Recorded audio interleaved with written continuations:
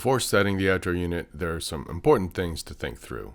Some of the key parts for this installation are the stand, appropriate for snow clearance in the area, a prefabricated pad, and vibration dampeners. In the planning stage, we made sure the location of the outdoor unit met some pretty important requirements. It's an acceptable length from the indoor unit.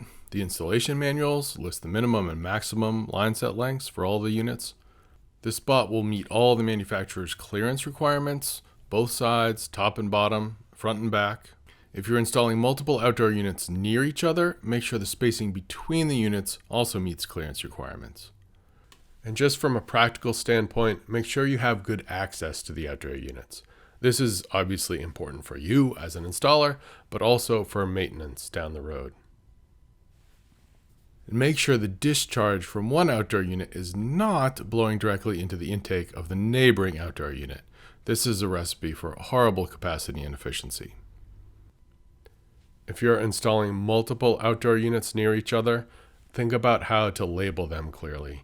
It's very nice to know which unit serves which part of the building. The outdoor unit for this house will be on the gable end, where there will be no excessive snow or rain runoff from the roof. If putting outdoor units under a drip edge or where there's more water or snow likely, install some methods to shed this water, like a rain or snow shield. And remember that outdoor units themselves shed water in the winter.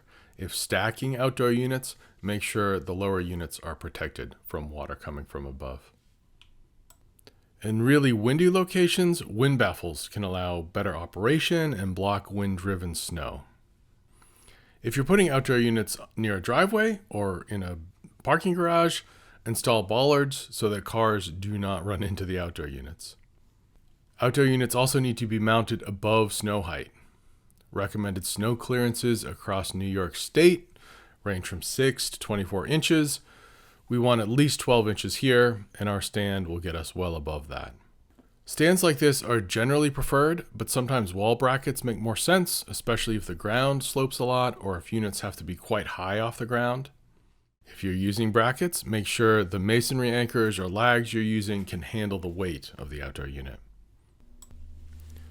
And it's even more important to use good vibration dampeners on brackets. Sometimes vibrations can really propagate through brackets into buildings, especially in framed construction.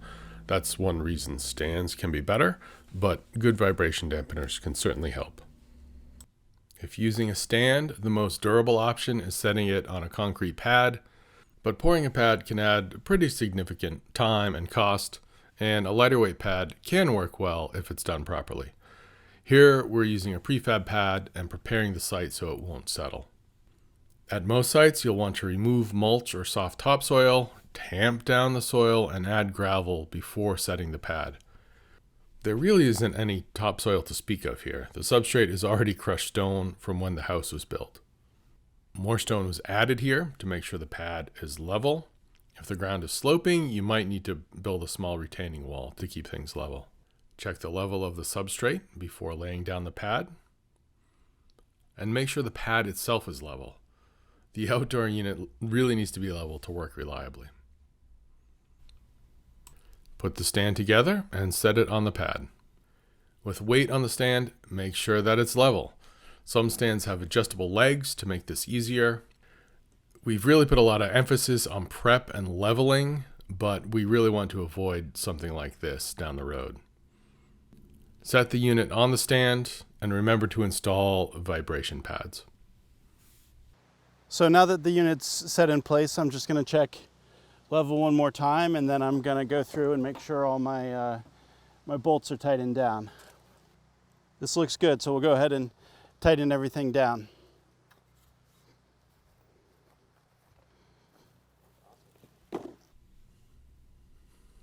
Finally, secure the stand to the pad.